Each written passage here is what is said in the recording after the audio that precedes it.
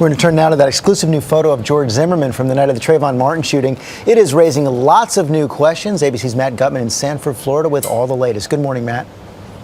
Hey, good morning, George. This never-before-seen publicly picture seems to support George Zimmerman's assertion that he felt he was locked in some sort of life-and-death struggle with Trayvon Martin that night. And in this picture, you see 2 cuts on the back of Zimmerman's head, blood trickling down. But before we show you this picture, we want to warn you this is a little bit graphic.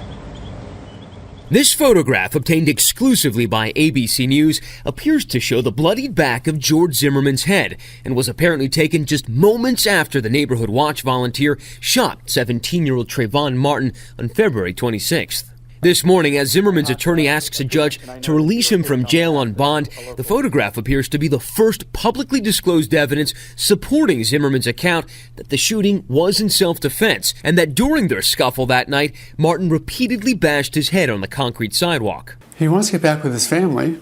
He wants to be able to help me. He knows that that's very significant.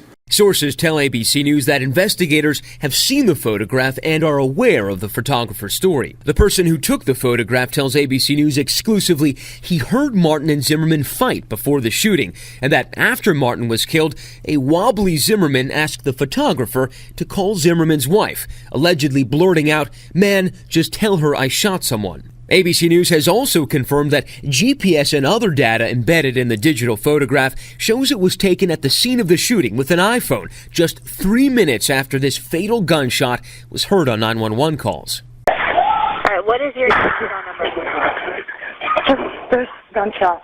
The photographer says gunpowder marks were clearly visible on Martin's gray hoodie, indicating the shooting occurred at a very close range. Zimmerman was treated at the scene, then driven here to the Sanford police station, where his wounds appear to be less visible on the surveillance video.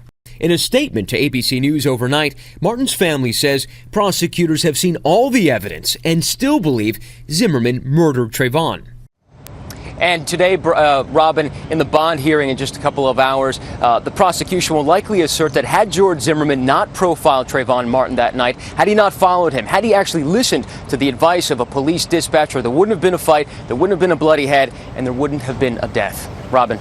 All right there, Matt. Thank you.